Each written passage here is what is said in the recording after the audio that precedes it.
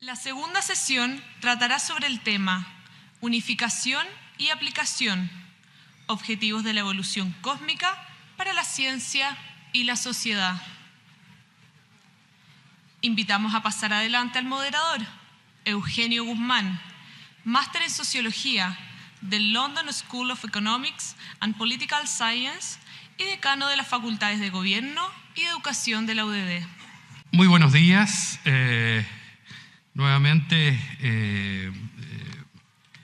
saludarlos a nombre de la Universidad del Desarrollo por participar en esta iniciativa que ha sido guiada, liderada por el profesor Klaus Schmidt-Hebel. A continuación va a haber una presentación del profesor Eric Chaisson, doctor en astrofísica de Harvard, de la Universidad de Harvard, y profesor de la Universidad también de Harvard y del Smithsonian Institution.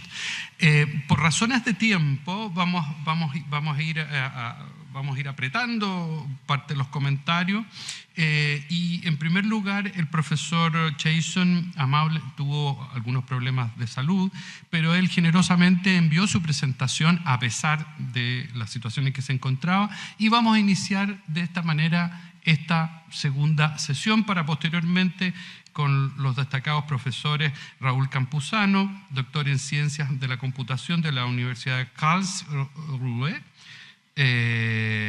Sitio de Silvaco y profesor afiliado a Stanford, junto con el profesor Allard, arquitecto, doctor en Design Studies de la Universidad de Harvard y decano de nuestra Facultad de Arquitectura y Arte de la Universidad del Desarrollo. Así que sin más, por favor, adelante.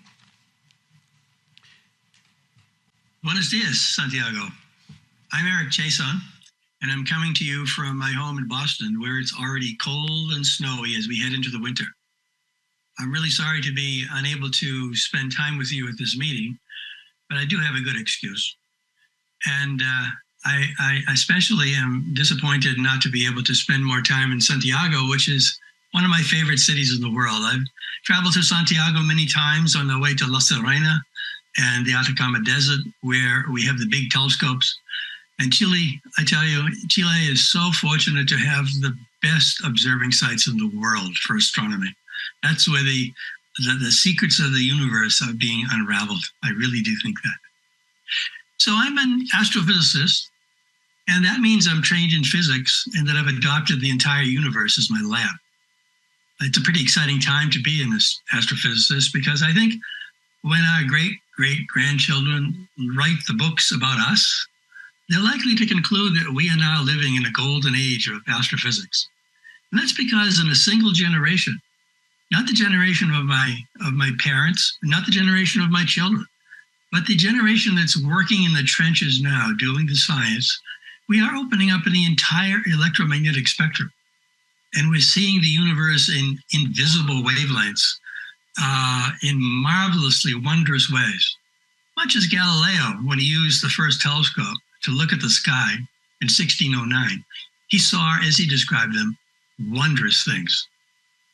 And the number and diversity of discoveries, therefore, in astrophysics and astronomy are, well, they're astronomical. It's really quite amazing that we live in such an exciting time and that I'm blessed to have the opportunity to participate in such revolutionary times and get paid for it, actually. But you know, when historians of the future talk about us in the first part of the 21st century, I think they're also likely to conclude that we're living in a golden age of biochemistry. Because I think the advances in biology and biomedical science are equally as impressive and exciting as those we are making in astrophysics. Now, I mentioned these two subjects, these two interdisciplinary subjects, astrophysics and biochemistry, because I've had the fortune to be able to work in each of these areas and to publish some papers in each of these areas.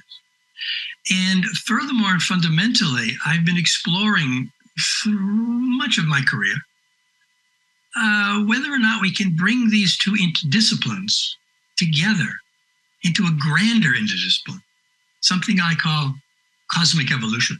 Now, nobody that I know of has defined cosmic evolution, But for me, it's just simply the study of change. If you pressed me harder and said, what do you really mean? As my students often challenge me, what do you really mean about cosmic? I would say it's the study of the assembly and development of all energy, matter, and radiation throughout the entire history of the universe. The essence of what we're looking at, though, is change. I argue that as we look out the window, our philosophical window or our metaphorical window or my real window as I'm looking out here now with the snow, I see change everywhere. Some of it's subtle and slow. For example, the sun comes up every day, day in and day out. It doesn't appear to be changing, but as an astrophysicist, I can guarantee you that it is. Or the continents drift slowly and sedately across the surface of the earth at the rate at which my fingernails grow. Other of the change that I see out my window is dramatic and sudden, like when an earthquake occurs on the earth sufficient to lead the evening news, or when a star blows up as a supernova in the sky. That's dramatic change. But no matter whether the change is subtle and gradual or dramatic and explosive, everything seems to be changing. So I give this common change, this common denominator, a bigger term, cosmic evolution. But by cosmic evolution, I don't mean, by using that adjective cosmic, that I'm only talking about astronomical systems or physical systems. I'm talking also about life and society and the machines we make. Consequently, the kind of evolution that we know best, biological evolution, Darwinism, neo-Darwinism, that's just one small but very important part of a grander scheme of cosmic evolution. Second caveat, when I say cosmic evolution, I'm not trying to extrapolate Darwinism on into the universe. Frankly, arrogantly maybe, I'm trying to do more than that. I'm trying to explore whether there's some underlying themes, some underlying principles, some underlying laws that may enable us to understand selection and adaptation and evolution on an even grander scale, which is why I give it the larger than biological evolution name, cosmic evolution. So in effect, we're trying to create with cosmic evolution a new cosmology, a cosmology in which life plays a role. It's a cosmology that will enable us, by looking back into the past, to understand who we are, perhaps. But it's also a cosmology that might enable us to identify a roadmap for our descendants to continue to change wisely, at least smartly, enough to survive. These are big questions that cosmic evolution addresses. They're some of the questions that the philosophers and the theologians have always asked, which is why I think really cosmic evolution is an attempt by us to create a scientific philosophy. We're going to use the power, and it is a power, I think, of science and technology to attempt to understand the fundamental questions. I mentioned one of them already. Who really are we? Where have we come from? How do we relate to the larger scheme of things that we see out the window? How is it that in a universe that's expanding and fundamentally growing more disordered, that we see so much order and complexity and intricacy out the window? Very deep puzzle. ... We hope to use cosmic evolution as a means to understand, frankly, why there is even anything out the window. Why is there something rather than nothing in the universe? So I'm going to share my screen now, and I'm going to show you a few visuals, if only because my students at Harvard always warn me that they live in a video or a visual society. They're not word learners, they're visual learners. Certainly my children are. And so I'm going to show you a few slides in the time that I have available with you here. And And then at the end, if this recording goes well, I'll come back to you on screen and video audio. Let me share the screen and choose my PowerPoint slide. And I'm assuming now that you're seeing this quite well. This that I'm showing you is the arrow of time. In fact, if I clean it up a bit, I can show it to you more clearly here. Cosmic evolution from Big Bang to humankind. And the kind of cartoonish, overall, archetypical diagram of this subject that I always begin with is this arrow of time that stretches from bottom left to top right, from the Big Bang at left to us at the right, from inorganic at the left to organic at the right, from chaos at the left to order at the right, from simplicity at the left to complexity at the right. And across this arrow of time that stretches for billions of years, in fact, approximately 14-ish billion years, there are various epochs of importance along the drawn along the bottom of the arrow. You see that the particulate epoch, the galactic epoch, stellar, planetary, chemical, biological, cultural epoch, on into the future.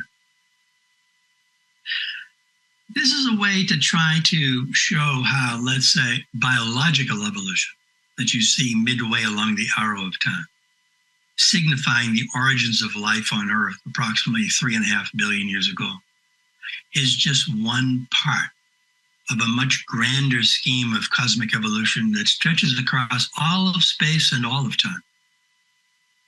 It's a true interdisciplinary effort. Now I can throw on here a few more labels. I can remind for you in the yellow bubble at left top the definition I have. I'll say it again. Cosmic evolution is a grand synthesis of developmental and generational changes in the assembly and composition of radiation, matter, and life throughout the history of the universe. Whew, that's a big topic. And at bottom right, you can see that there are a number of choices you can make because this slide is actually the opening slide of a very large multimedia website. It's the website for the course that I've taught at Harvard for decades. And so you can go online and just say, Google Cosmic Evolution, Harvard, Cosmic Evolution, my name, Chaisson, and this slide will pop right up. Google is very cooperative and brings it right up. And you will see all sorts of HTML hot buttons all through here. In fact, you'll see the Harvard University course syllabus at bottom right that would enable you to follow along in this course and take the course for yourself as well. There's a course here embedded in this website, which goes for tens of megabytes on the web and stored on the Harvard server, so it's safe to call it up. There's both an introductory track and there's an advanced track suitable for, let's say, graduate students. Now, over the course of time, we have the feeling, a gut feeling, an intuitive feeling that complexity rises. That is to say, as I look out the window and I notice things that are alive, they seem a lot more complicated than things that are not alive. And when I look at society general and try to figure out what the heck is going on in the world, I have the feeling, the gut feeling, the intuitive feeling that cultural things especially that we make nation states, we make cities, we make economies, we make more than just machines. But those things seem to be even more complicated than life itself. And so I have this plot here that's a plot from my heart showing vertically being plotted system complexity. You may prefer to use the term order or information or negentropy. I won't define that. Organization and homogeneity. But I'm plotting these curves across the same interval of about 14, 15 billion years, from Big Bang at lower left of the curve to humankind at upper right. And I'm plotting a family of curves because I don't know which curves pertain to the real universe out my window. This is my goal. This has been my lifelong objective to understand this curve and to understand it as a physicist quantitatively, mathematically. Mathematics is the language of my calling. I'll throw a few more things on this graph, recognizing that this is just an intuitive feel so far. I'll get to the data barrage in a moment. Here, a definition for you in the bubble. My students are always demanding, define what you're talking about. Well, complexity for me is a state of intricacy, complication, variety, and involvement as in the interconnected parts of a system's structure and function. And now I've plotted in 3 windows across this curve the 3 kinds of systems that interest me most: physical systems, biological systems, and cultural systems. The physical system I chose to share with you there is is known as a globular cluster. We can see those from Las Campanas beautifully. 47 Tucani is the best globular cluster in the Milky Way galaxy, and it can only be seen from the southern hemisphere. So you should brag about that to everybody who lives in the northern hemisphere. 47 Tucani is about 28,000 light years away. It's about 120 light years across. The physical systems window that I'm showing you at bottom left is a huge system. The biological system that I'm showing you in the middle is a whole lot different scale. It's the scale of about a millimeter or less. Roughly, it's on the scale of a micron. And it's a representation of the molecules, the atoms and molecules, looking along the axis of a DNA molecule. So the scale difference is vast.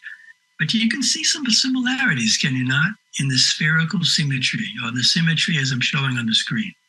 And then I'm contrasting that further with cultural systems, where the window I'm showing you at upper right, you may recognize, is the great rose window at the Cathedral of Notre Dame in Paris.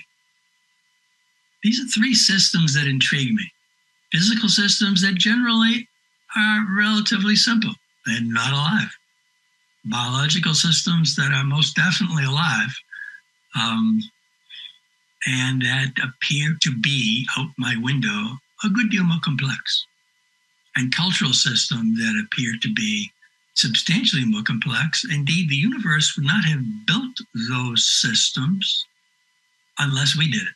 But of course, we are part of culture. We are part of evolution. We are part of the universe.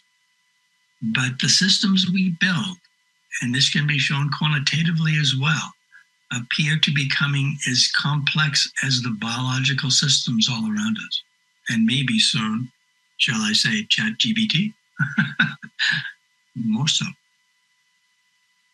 Here's another way of looking at the same grand theme I'm trying to address here. My wife's an artist. She has a degree in science, but a love for art.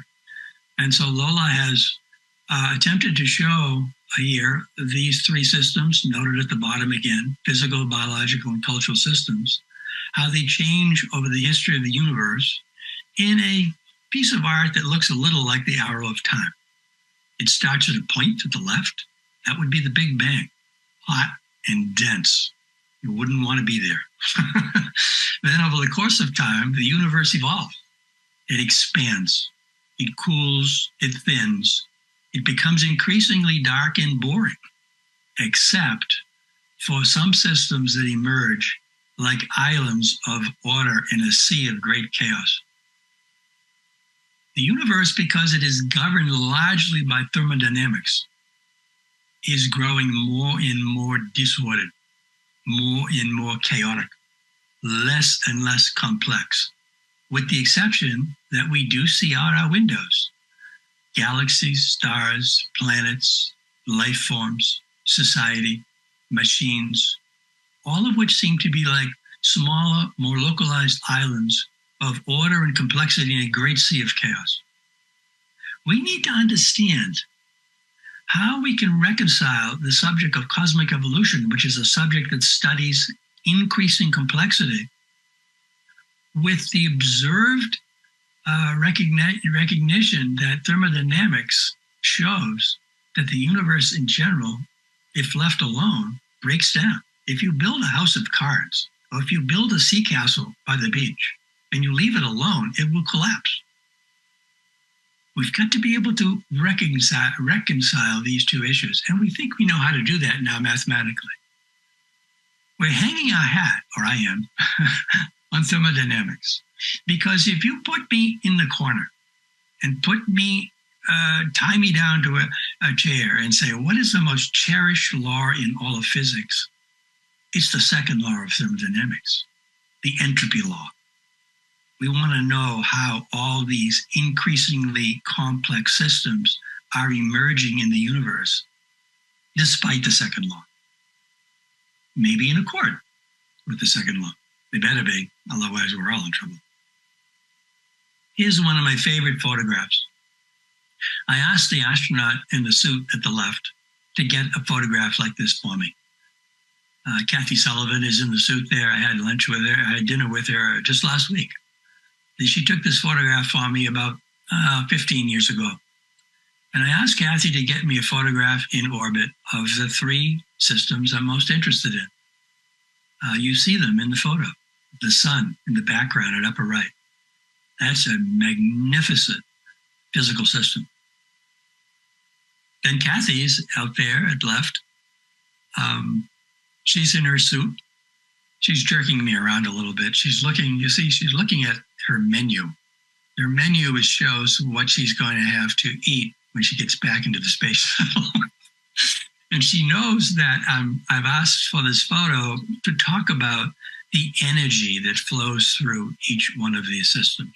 So Kathy in the suit, a human being, is an example of a biological system. And then you see at bottom right, a little piece of the space shuttle that took her to orbit, a machine. That's a cultural system. We built that. And then I could get into my thermodynamic mode and look at how we would explain and attempt to model quantitatively this photograph. I would do it like this. I would do it like a box, an open box. That's because each of these physical systems, each of these biological systems, each of these cultural systems are open to energy flowing in and waste flowing out. So we model it as a box because we're only so smart. And you see it up at right. I have a little bubble with energy that's flowing in, and I have a little bubble at the bottom, a cube that's excess heat that's flowing out. And I have capital S indicating that's a famous entropy symbol.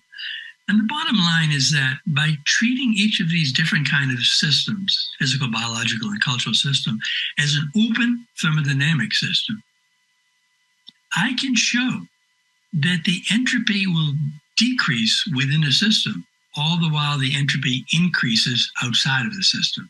And therefore, I can actually, in mathematical ways, show that each of the systems that we're seeing, galaxies, stars, planets, plants, animals, society, machines, they are in accord with the second law of thermodynamics locally and temporarily for the lifetime of the system.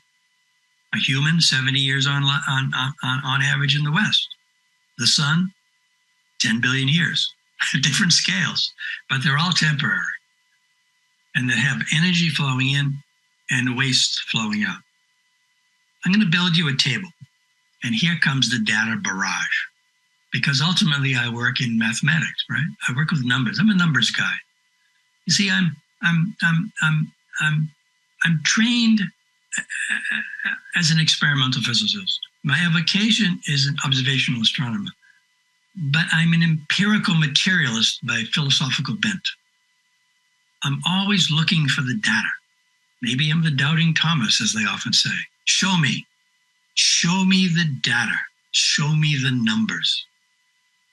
So I'm going to share for you a sample of systems that run from Big Bang to humankind. And I'm going to build in this table and then plot for you the run of the energy passing through those systems. I'm not going to do it just for energy alone because, I know there's a whole lot more energy running through the sun than there is through my body. but I'm convinced that my body is more complex than the sun. So I'm going to take energy flow and I'm going to normalize it by the mass of the system in order to try to get, in a rather conventional way in the world of physics, a feeling for the rate at which energy flows through an energy density. So I have the definition in the yellow bubble at upper right. Energy density is a measure of the amount of energy available to do work, potentially to cause change flowing through a system per unit time and per unit mass. I'm trying to model Kathy in her suit. I'm trying to model sun behind her. I'm trying to model the space shuttle machine that brought her there.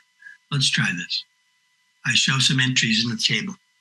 I show stars, and I take the typical star case of the star I know and love the best, the sun. And I have some numbers. I know its age, and I know its energy rate density. I can calculate that. I can do the same for the Milky Way. I went the wrong way. I can do the same for plants and planets. I can build the table further to include animals and society. And you see that as the age grows younger, the energy rate density increases, just as I would expect intuitively that as systems have become more and more evolved, more and more advanced, they have become increasingly complex, at least those systems able to survive. And now I'm going to plot this. And the plot, you see, interestingly enough, resembles the intuitive plot that I started with, where I plotted originally in my third slide of this little talk, complexity rising to the left over the entire history of the universe. Now I've done it quantitatively. I'm beginning to examine in detail, numerically, the way that this curve runs. You see, I'm running the curve from Milky Way at bottom left through the sun and the earth and plants and animals up through society at the current time. This is ascent with modification as shown in the yellow bubble from Big Bang to humankind, because I am plotting on the same page. This was my lifelong objective, to plot on the same page, one graph, everything I see out the window, and to do so in a uniform, consistent, ordinary manner in which I move complexity on the vertical plot at the left, 10 orders of magnitude. I run spatial dimensions that I see out the window, 20 orders of magnitude. I run over time, 18 orders of magnitude when time is expressed in seconds. And the curve is interesting in its shape because you see for physical systems it has a certain slope at bottom left. And then as you move up into the biological realm concerning plants and animals, the curve becomes steeper. And when you get up to where we are, whoa, it's really steep. I can make this more colorful. I can make it more detailed. I can make this plot for you as detailed as you would like. But I want you to simply be assured there's an enormous amount of data that goes into making this curve, which many of my colleagues call the master curve of the universe. I don't call it that, but it is an attempt to put on that same page everything I see out the window, and a recognition that we can see that some systems eventually follow a curve of not only increasing in energy rate density, but they plateau off. You can see the Milky Way plateauing off at the bottom right. You can see the sun moving up gradually, the earth moving up a little bit more dramatically, plants and animals moving up even more dramatically. But even systems that are successful, and maybe especially systems that are successful, that is systems that are winners, optimize their energy usage. They optimize the way that they utilize energy over the course of time. Most systems that have attempted to become part of this curve have failed. That is to say, 99.9% of all living species that have once existed are now gone, extinct. Most stars we know that have ever emerged are now gone. This is a plot of the winners. The losers are not shown here. Those systems for which the energy rate density is falling rather than increasing are probably among the losers. Everybody wants to know where this curve is going. Everybody wants to know whether we are now at a culmination or end of the evolutionary process. I do not think that at all. We are not like angels at the top of a Christmas tree at the very top of evolutionary advancement. It's likely this curve will continue to rise forevermore for whatever follows us in the universe. There appears to be an evolutionary imperative associated with this curve that suggests that all winning systems likely increase the rate at which energy flows through them per unit mass. So I am somewhat switching now a little bit. In the last minutes I have for my talk, I want to just note for you that I am nonetheless interested up at the top of this curve, or the topmost part of this curve, where society now is troubled and is seeking guidance, that I'm suggesting to you that these cosmic evolutionary ideas might help us to understand some of the growing problems that we have on the Earth today. This is an attempt by me in semi-retirement, when I can basically do what I want in Cambridge. I have no boss anymore, and I'm much more productive, it turns out. And I'm more interested in how cosmic evolution might aid me in understanding other systems that are of interest to me, things like nation states and their remarkable cities, the economic systems, global warming, cancer research, smart machines, a wide variety of applications in which I'm trying to, in effect, give back to society some knowledge that I've gained, some ability that I might have to study how cosmic evolution might aid society at a time when society really needs some help. And by thinking broadly, by thinking energetically, by recognizing that energy is the essence of many of these systems that are winners, many of these systems that are survivors, many of these systems that enable them to endure. Those are the systems that figure out how to manage their energy flows. I just gave you one simple example before I end here. Nation states and their cities. You can examine in great detail, as I have in a recent paper, a long paper in a scientific journal, the rate at which energy is flowing through many nations of the world. And you can see that for the OECD nations, that is the developed countries, they have a fair amount of energy flowing through them, of order nearly 100 times more per person than actually the food we consume individually, whereas the other nations, approximately 160 developing countries, the non-OECD countries, they are using less energy, but they have every right to aspire to achieve the same kind of energy usage for those of us in the West. And in particular, in cities where cities are growing dramatically across the globe, the energy use is becoming huge. Not only total energy, but per capita energy use. The greatest human migration now is underway as people move globally from the rural areas into the cities. Currently, already 55% of all people in the world live in cities, where 2/3 of all the energy use occurs. By 2050, not too far from now, approximately 75% of all people in the world will live in cities, and they will use 85% of the energy.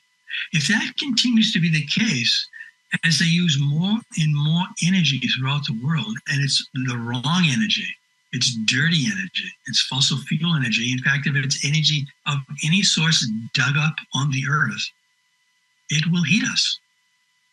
I had a revelation when I was on a night flight from Paris about 10 years ago. I was coming from the United Nations meeting in Paris.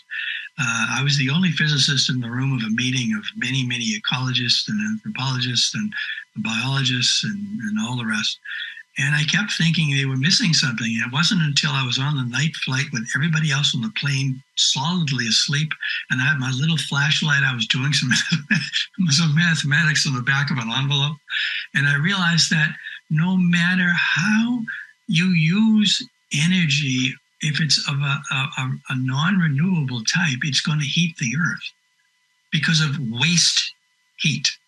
Even if we were diminished, even if we were to end additional CO2 emissions now, we would, by virtue of the energy use alone, continue to heat the Earth. That anthropogenic heat, that waste heat that human society is now creating, currently is very small. It's less than 1 degree Celsius.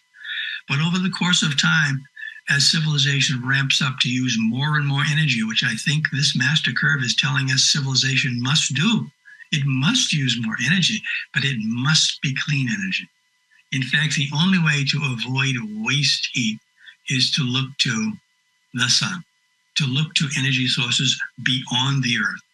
Any source of energy that's dug up from the Earth, oil, coal, gas, nuclear, geothermal, ground-based, hydrogen, anything that's dug up on the Earth is guaranteed to produce, by the second law of thermodynamics, waste heat, even if it has nothing to do with carbon dioxide.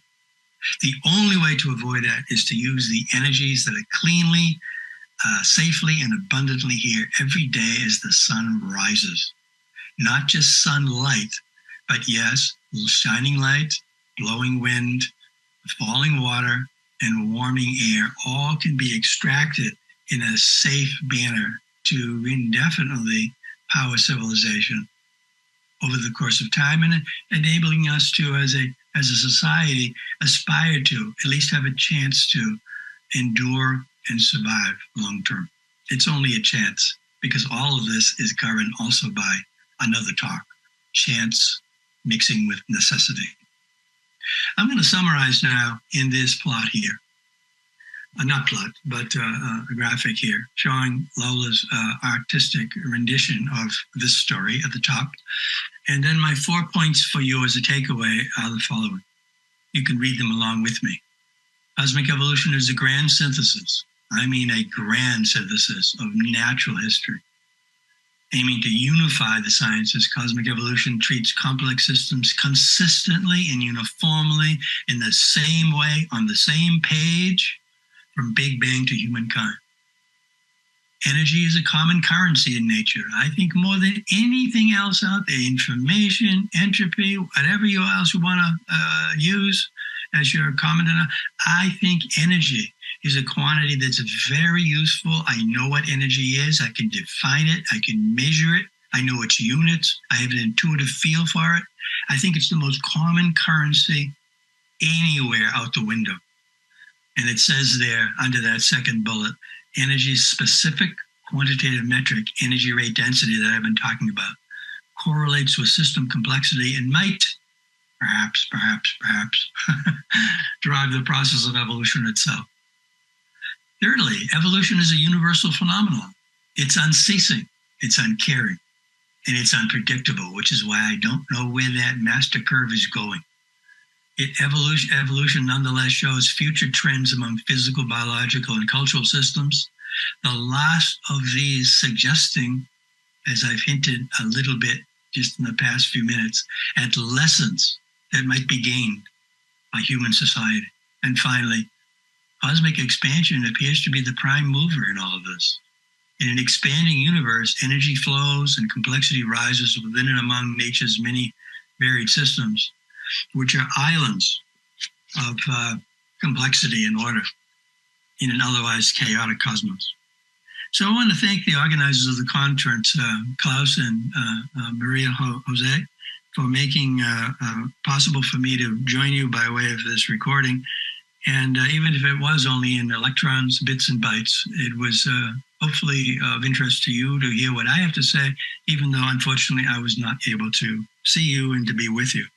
I certainly wish all of you, all of the speakers, and all of the attendees all the best for this wonderful conference. And so it's adios from Boston. Thank you very much.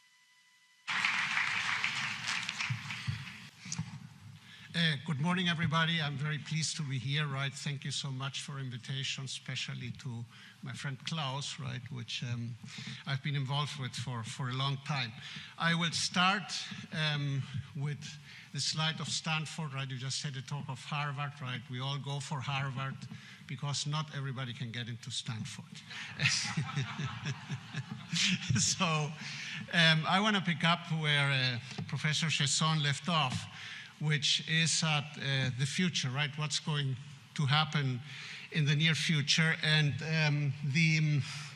to society, etc. And I'm particularly interested, of course, in one aspect of this, which he didn't talk a lot about, but I'm sure he cares a lot about it, which is information, right? Ultimately, what all this has brought about is intelligence. It's what we humans do, what we think differentiates us from the rest of the universe, certainly from the inanimate universe. And thinking is, of course, associated with information, right? And information requires energy, we know that. And so I want to talk a little bit about that, right? It's hinted in the original presentation in that graph that you see there. And I want to start by talking, by citing, rather, the inventor, right, of modern computing, which is Alan Turing, right, in 1951. He said it seems probable that once the machine thinking method has started, it would not take long to outstrip our feeble powers. As you all know, you may have heard the concept Turing machine, right? That's the basis of modern computers. And as such, it's also, of course, the base of artificial intelligence. This is all to do quite a bit with energy and energy flow, right? And I'll tie that all together to you in a minute. To illustrate that, right, this was a panel that I assisted a week ago in Silicon Valley. These are people talking about artificial intelligence and how artificial intelligence is, which is a new kind of information processing, right? Nature has done that in our brains, in the brains of animals. We do that in a slightly different way. I'll show you. And in this panel, right, you can see some artwork there. And if you look at the artwork, right, this poster, that was generated by a friend of mine, Bell, that used, he has an advertising agency, and he used this artificial intelligence programs, DALL-E, Midjourney, Dream Studio, Firefly, to generate this in seconds.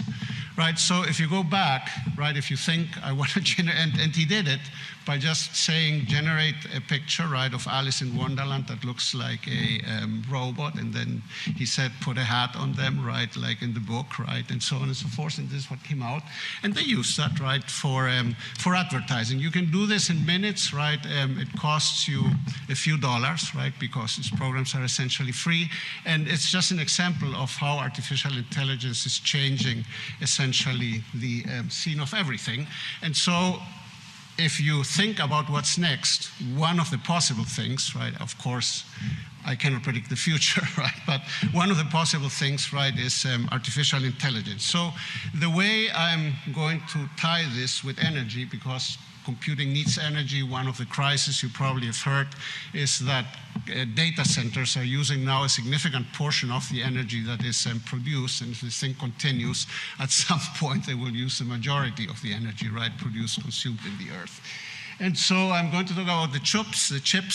I'm talking about microchips, semiconductors, which are the building blocks of artificial intelligence. I'm going to talk about the energy rate, to use Professor Chaisson's measure, right, of the chips. And then I'm going to give you a few thoughts on information and energy, which are tied to, it's not just energy, it's how you use energy, right? You can be more efficient or less efficient. So using a lot of energy is fine, but using a lot of energy in an efficient way is finer, right? So that's what you want to do. So let's start with chips. This is, oops, I want to go back, and I cannot go back. Well, whatever. The picture, that picture, right, if you see it for a second, right, oops, it changes a lot.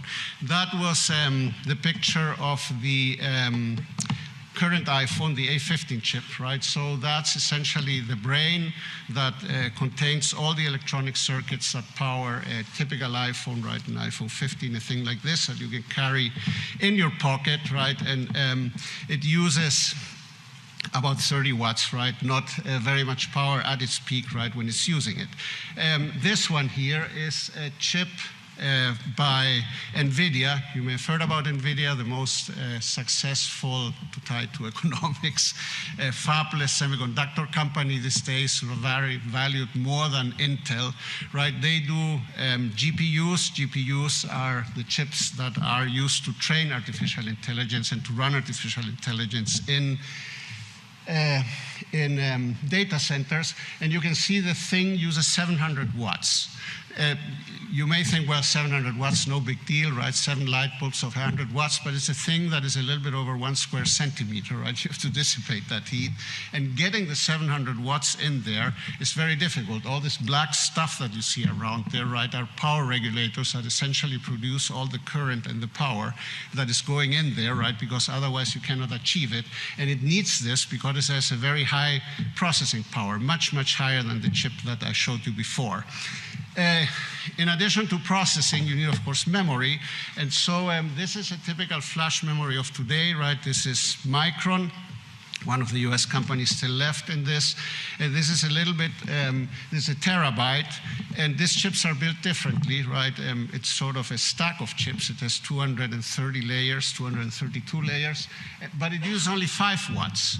Right, so if you remember the previous chip that was processing information, used 700 watts. This thing is memory. It uses very little memory, very little energy, only 5 watts.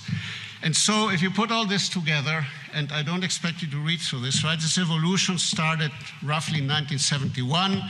The Apollo guidance systems was perhaps the first computer that did something remarkable, right? It took the Apollo capsules to the moon and back.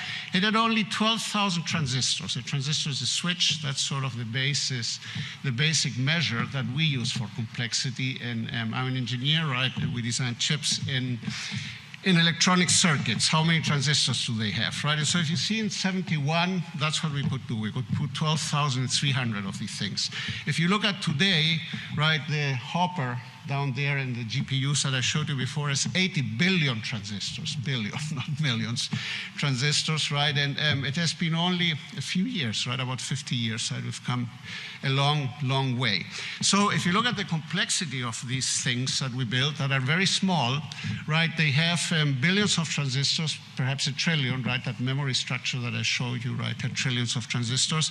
And to build these, we have to design trillions of polygons. Now, a trillion is a million times a million. These are very, very complex structures, right, that are very, very small. Perhaps one of the most complex things, right, that information processing, the human brain, right, has managed to do.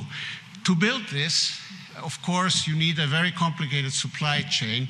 You need machines that are remarkable, right? Perhaps the most advanced one that you use is the THINGS, which is a EUV, extreme ultraviolet system. It weighs approximately 100 tons, costs $200 million, right? You need a couple of planes to move them around the planet. And that's the one that actually projects all this trillions of polygons, right, onto a very small surface to be able to manufacture that. So it's a true engineering and civilizational feat to be able to build the things. What we built with this is increasingly, up to recently, right, we built computers and we built cell phones, we built guidance systems for planes. Now we're building increasingly, and this is truly noticeable, right? If you look at the stock prices of companies like NVIDIA, we're building artificial intelligence chips, right? This is a tensor processing unit.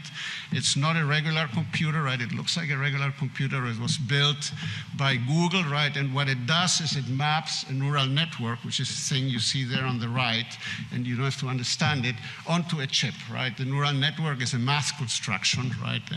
If you want that can process information a certain way, you need to implement that, right? You implement that in silicon. And so form follows functions, right? We have architects here. We're going to hear something about that in a minute. So we have our own curve. You may have heard of that, right? This is Moore's law. Gordon Moore was an was an Intel CEO, right? And he noticed that approximately every 2 years, the number of transistors on a chip doubles, right? That's just technological process.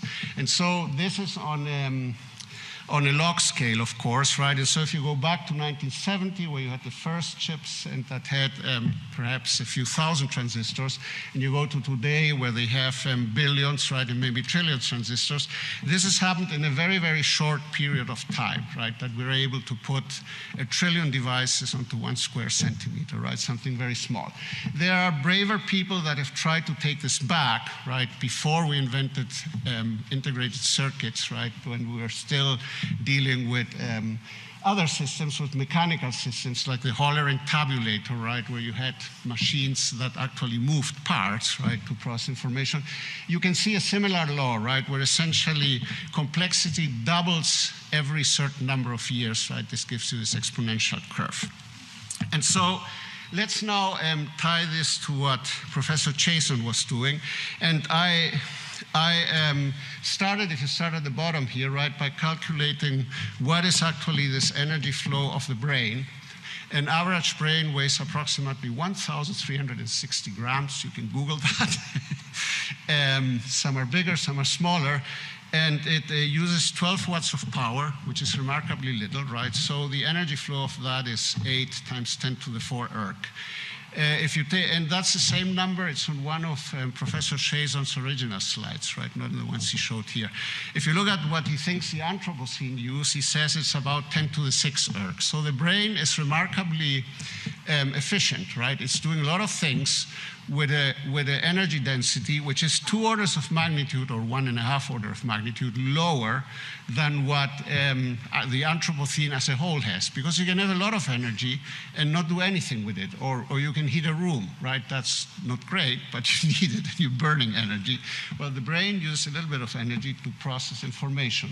Then if you lose memory, this memory chip that I showed you, right, that uses 10 to the 6, roughly 1.66, 10 to the 6.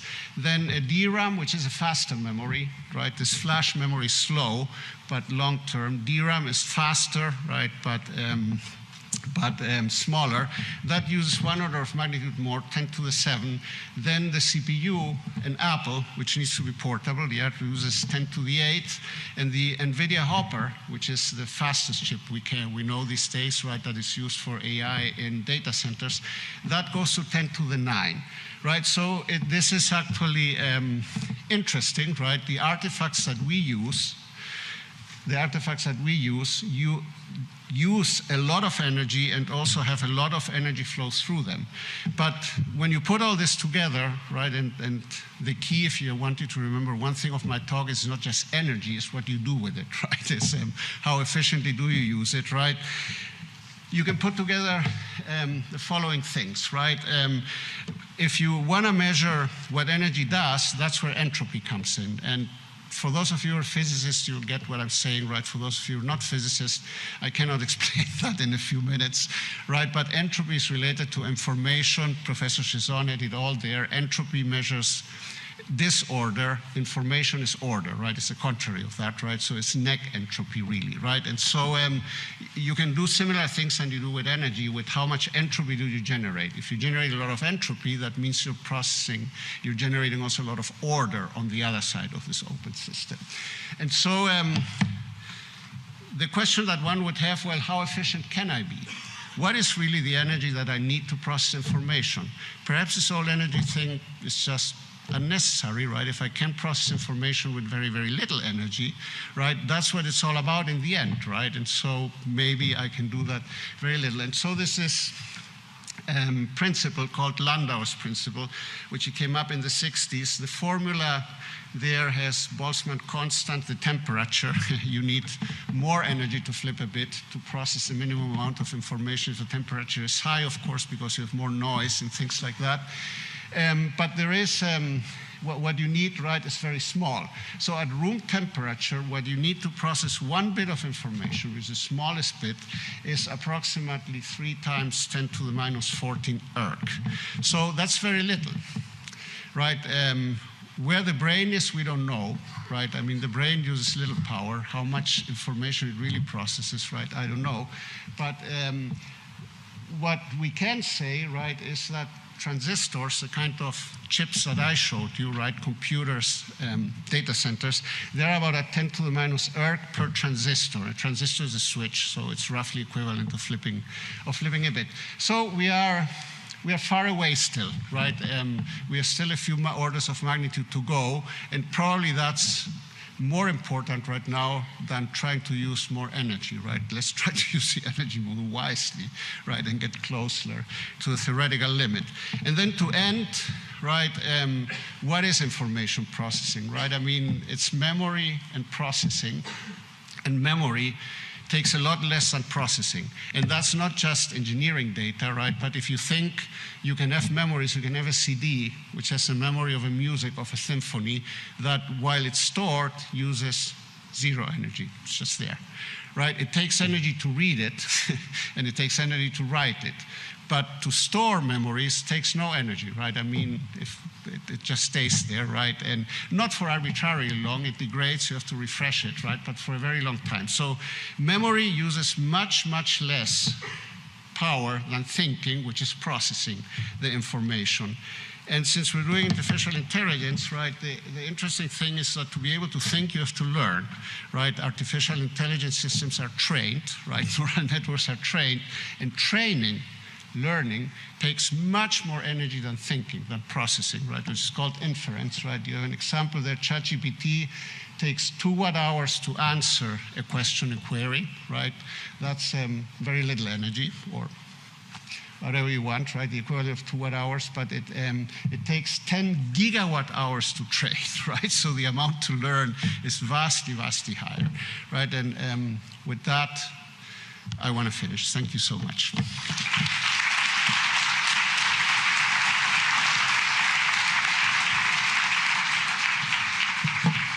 Muchas gracias, profesor Camposano.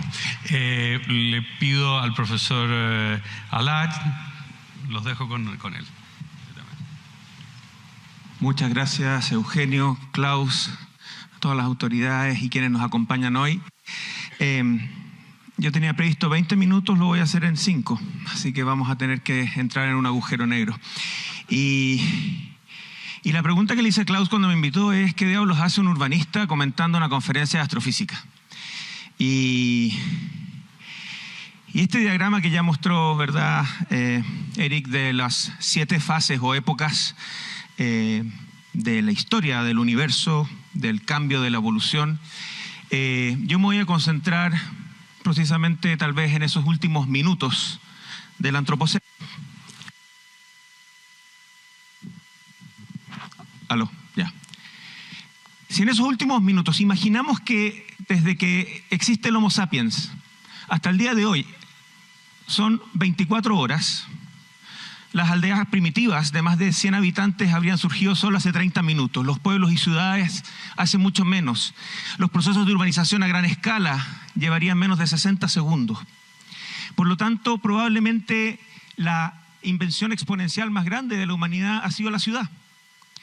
No solamente porque es la cuna de la civilización, sino porque es el espacio donde toma lugar el intercambio de bienes, el comercio, el intercambio de servicios, la sociedad, el intercambio de ideas, cultura, política, la polis griega, de origen a la política.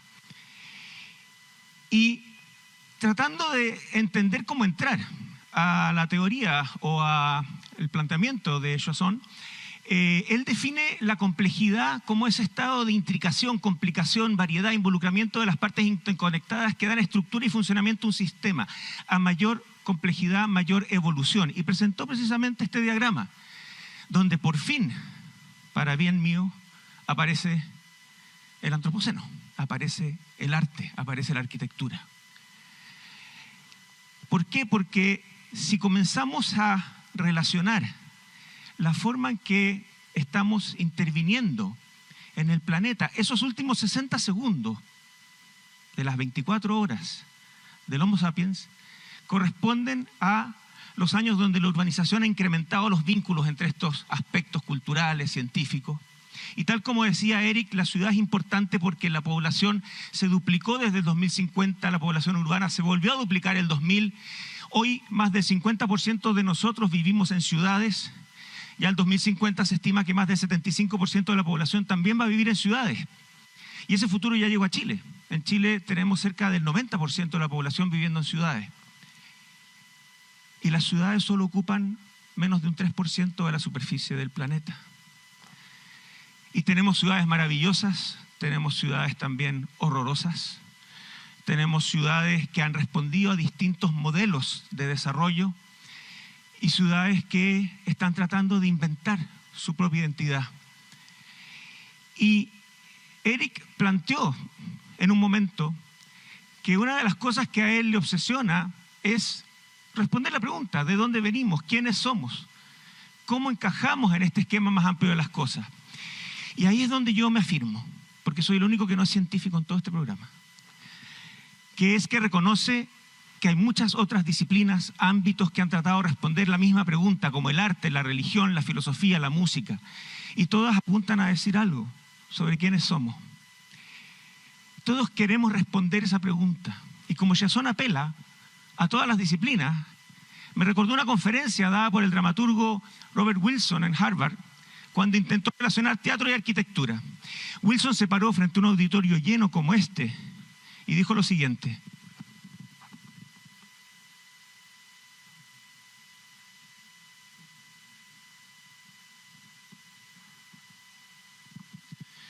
él estuvo media hora, yo 10 segundos.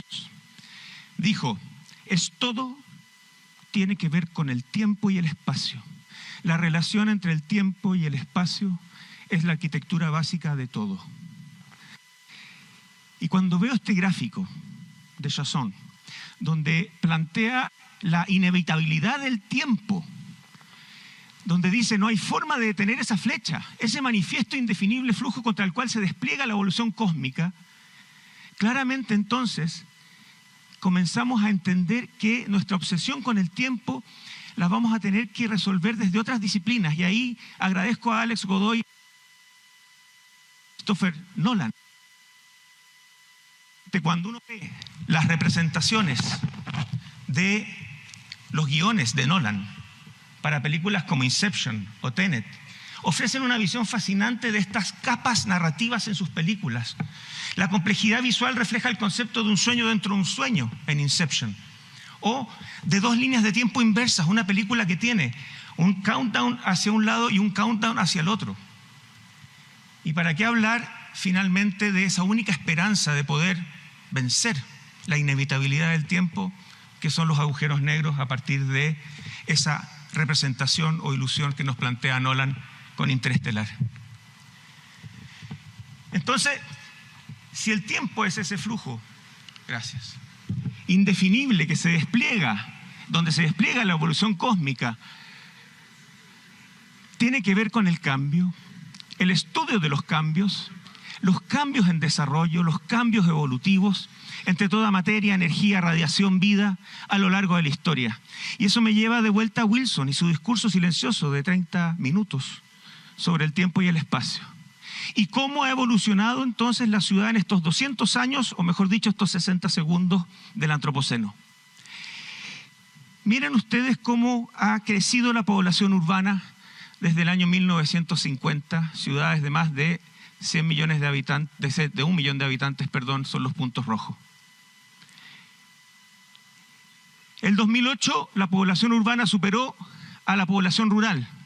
Hace 60 años solo Londres y Nueva York tenían 8 millones de habitantes, hoy hay 22 megápolis. De las 33 estimadas al 2015, 27 están ubicadas en países pobres, incluyendo 19 en Asia. Y Tokio es la única ciudad de un país desarrollado que figura en la lista de las 10 más grandes. Miren lo que era Shanghái hace 30 años, miren lo que era hace 10, miren lo que es ahora. Miren lo que era Hong Kong hace 50 años, o sea, 40 años, miren lo que es ahora. Miren lo que era Santiago hace 30 años, miren lo que era el 2016, miren lo que es ahora. Miren lo que era Concepción, el 96, el 2006 y ahora. Entonces, este cambio dramático que están viviendo las ciudades en cierta medida también refleja y es muy coherente con lo que plantea Chaisson. Porque además también son cambios que no necesariamente, o sea, también se producen entropías, tanto en Sao Paulo como en Santiago. Y esta ciudad del siglo XX que se trató de organizar bajo el paradigma funcionalista de barrios industriales, barrios residenciales, comerciales, de servicios, todos conectados por grandes obras de infraestructura que permitieron que el modelo funcionara, al mismo tiempo también han derivado en una serie de entropías o ineficiencias como la segregación socioespacial, la dependencia del automóvil, del transporte en general, la contaminación ambiental y el consumo del suelo. Entonces, vemos que estas megaciudades que están surgiendo en todos lados, además están produciendo efectos como el taco más grande en la historia de la humanidad que se produjo en las afueras de Beijing. 12 días se demoraron en sacar los autos, más de 200 kilómetros de vehículos atascados. Y no solo en las ciudades, también en el territorio. Miren cómo hemos ido destruyendo el mosaico ecológico en el entorno rural, y esto es un trabajo que hicimos con Silvia Zaguirre, que está acá. Miren el sur de Puerto Varas, el año 2003, y cómo las parcelaciones de agrado van arrasando con bosques el 2010 y terminan desmembrando el mosaico ecológico, sobre pretexto del deseo legítimo de vivir en el campo cerca de la ciudad. Y si estamos hablando de los países que logran llevar el ritmo de esta evolución, de esta complejidad, ¿qué pasa con los que no lo van a lograr?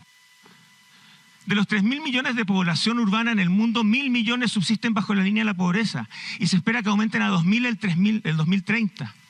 África ecuatorial está viviendo niveles de migración del campo a la ciudad feroces y esas ciudades no cuentan con la infraestructura para recibir a esas personas. Y aquí comienzan entonces los problemas de entropía. Esto es Mumbai. No solamente miren el campamento, sino que el edificio que colapsó por falta de regulación. Esto es el campamento flotante de Makoko en Lagos, Nigeria. 250.000 personas, que miren ustedes cómo el sistema comienza a invadir. Somos alienígenas que empezamos a invadir otros ecosistemas que eventualmente nos rechazan. Pero por otro lado también tenemos la capacidad de inventar y llevar la escuela flotando a esos niños. Este es el campamento de Kibera en Nairobi, 1 millón de habitantes en solo 250 hectáreas de terreno. ¿Y para qué hablar de Dharavi, en pleno centro de Mumbai? 1 millón de personas con un WC cada 1.500 habitantes. Y si no me creen, ¿recuerdan Slumdog Millionaire? La escena en que el niño se queda encerrado en una letrina y hay gente que empieza a golpear y golpear para poder entrar. Y si hablamos de transistores, si hablamos de sistemas complejos, esta es una foto satelital de Dharavi. Se estima que la única forma de superar esto es si de aquí al 2035 somos capaces de construir una ciudad nueva de 1 millón de habitantes al mes, invirtiendo $10.000 por vivienda.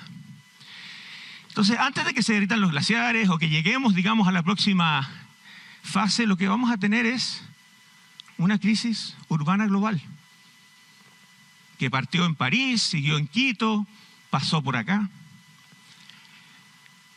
Y tal como dice, y aquí voy a recurrir a los cientistas urbanos o científicos urbanos. Luis Betancourt del Santa Fe Institute habla que las ciudades son sistemas adaptativos complejos por la escala, que puede tener ventajas y desventajas. La causalidad circular, los efectos de la ciudad son mixtos, se retroalimentan. Las ciudades cambian de manera abierta, al igual que los sistemas complejos que hablaba antes Eric. La heterogeneidad de personas y organizaciones, y además está todo interconectado. Y además también responde a ciertas teorías que coinciden con la idea de que a mayor complejidad, mayor energía, mayor valor, que tiene que ver con el modelo de von Thuren de la teoría de localización, que después, digamos, se asocia al modelo de renta de Alonso, que es lo que rige todo mercado inmobiliario. Las 3 reglas del mercado inmobiliario son localización, localización, localización. ¿Por qué? Porque precisamente donde más complejidad hay más oportunidades. Donde más oportunidades hay más disponibilidad a pagar. Donde más disponibilidad a pagar se genera más energía. Las ciudades entonces son redes sociales también insertas en este espacio-tiempo por medio de la infraestructura. Tienen diversidad de población, las infraestructuras se van descentralizando el esfuerzo humano, tiende a ser limitado, y por eso es que el apoyo de la tecnología y la nueva fase que vamos a pasar de la social a la tecnológica, como dice Chaisson, la octava era de la humanidad y del cosmos, es importante. Y por otro lado, como demuestra Betancourt, en la medida en que hay mayor complejidad, se va generando mayor riqueza, mayor redundancia. Y estos modelos han sido probados no solamente por ellos en el Santa Fe Institute, sino que también por economistas como Alain Berthaud, cuando va modelando la densidad urbana en distintas ciudades del mundo. O el caso de Betancourt, cuando va modelando la energía y va coincidiendo la energía, la densidad, la altura, en términos de esta idea de que a mayor complejidad, mayor valor. Y por otro lado, las ciudades, si bien son inmuebles, las relaciones que se producen en ellas son dinámicas. Esto es un historiograma de los orígenes y destinos en Santiago por transporte público. Los puntos naranjos son los orígenes, los puntos verdes son los destinos. Ya la gente partió en la mañana, después en la hora del almuerzo vuelven a salir y en la tarde se produce una explosión de vuelta. Voy a adelantarme porque estamos cortos de tiempo. Y por otro lado, si bien no hemos encontrado el agujero negro de Nolan, sí podemos cambiar la relación espacio-temporal en las ciudades, que es lo que pasó con la llegada de las autopistas urbanas. ¿Por qué? Porque se comprimió el territorio metropolitano. Y hoy en día, desde acá, es más rápido llegar a Talagante que a Puente Alto, pese a que Puente Alto está más cerca. Entonces, volvemos nuevamente a estos diagramas de Nolan, pero esta vez como abstracción, simplificación de estas relaciones, espacio, tiempo y valor.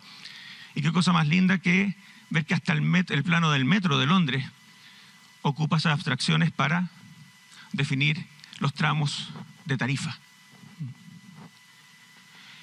Para terminar, las ciudades ocupan un 2% de la superficie del planeta, consumen el 78% de la energía, generan el 60% de las emisiones de gas invernadero, y eso además las convierten en un atajo en la lucha contra el cambio climático. Y eso quedó empíricamente probado con los lockdowns. Miren las emisiones de CO2 de Europa en enero del año que caímos en pandemia, y miren cómo bajaron esas emisiones en febrero. El impacto económico fue feroz, pero subsistimos, nos adaptamos. Por lo tanto, ahí hay una demostración empírica que efectivamente podemos resolver estas fallas que a veces se producen entre nuestras formas de habitar nuestro territorio. Y claramente tenemos que apuntar a ver cuáles de estos objetivos podemos ir incorporando. Cerrando ya, Neil Brenner, un gran teórico urbano, habla ahora de el urbanismo planetario. Independiente que las ciudades ocupen un 3% de la superficie del planeta, hoy en día hay presencia humana en todo el planeta. No hay ni un lugar pristino, ni siquiera en la Patagonia más profunda, donde no se descubra alguna presencia humana. Y cuando Eric muestra la foto de su amiga, aquí viene la gran pregunta respecto a cómo evolucionamos. Y es que su amiga se estaba sacando una foto, pero pasó por al lado un muñeco. Y ese muñeco es una señal de que vamos a empezar a expandirnos más allá. Mañana tiene autorización Starship 2 para hacer su segunda prueba. Es el cohete que tiene la potencia para llevarnos a la Luna y de la Luna a Marte. Y arquitectos como Norman Foster ya están empezando a diseñar esos nuevos territorios. SpaceX junto a Big, otra oficina de arquitectos, ya están comenzando a diseñar esos nuevos territorios. Y la pregunta entonces que nos hacemos es, si fuimos capaces de intervenir en nuestro paisaje y afectar nuestros ecosistemas y ser alienígenas en esos ecosistemas, y esos ecosistemas años después nos comienzan a rechazar, nos comienzan a expulsar, viene el dilema ético entonces de cómo vamos a habitar esos nuevos planetas, esas nuevas dimensiones. Y ahí Chaisson en su último libro habla del dilema ético, del compromiso ético que tenemos que tener con ese futuro. Las ciudades entonces también se pueden analizar desde la ciencia son comprensibles y predecibles. Cuantitativamente, a través de una teoría multidisciplinaria, y agradezco que haya un arquitecto metido entre el medio científico. Los datos van a seguir aumentando exponencialmente y la capacidad de analizarlos y convertirlos en información es clave. Las ciudades sí son sistemas complejos. No serán más pequeñas, no serán sencillas o más especializadas que las de hoy. Van a ser complejas, completas, diversificadas, más grandes. Y la infraestructura, la tecnología y los datos seguirán alterando las relaciones espacio-temporal entre energía y valor urbano. Están modificando los modelos de políticas formales, pero responden finalmente a la naturaleza de las ciudades y la naturaleza humana. Y termino con este gráfico que está en la página que Eric presentó, que es la octava época, donde él plantea que en la medida en que pasemos de la época digamos, biológica a la época tecnológica, esta evolución futura, en esta octava época, el escenario se extiende en el tiempo, generalizado en el espacio, los esfuerzos por colonizar otros planetas y la búsqueda de otra vida van a probar probablemente una mayor estimulación exploratoria, pero ojo que tenemos que evitar los conflictos que hemos vivido y todavía tenemos tiempo también de resolverlos. Muchas gracias.